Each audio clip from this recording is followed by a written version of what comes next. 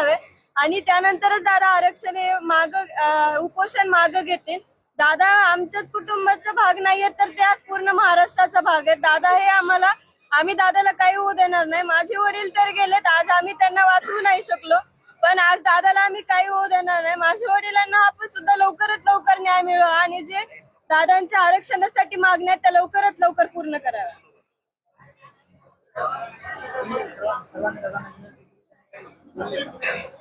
दादा त्यांची तब्येत आज खूप खालावली आहे।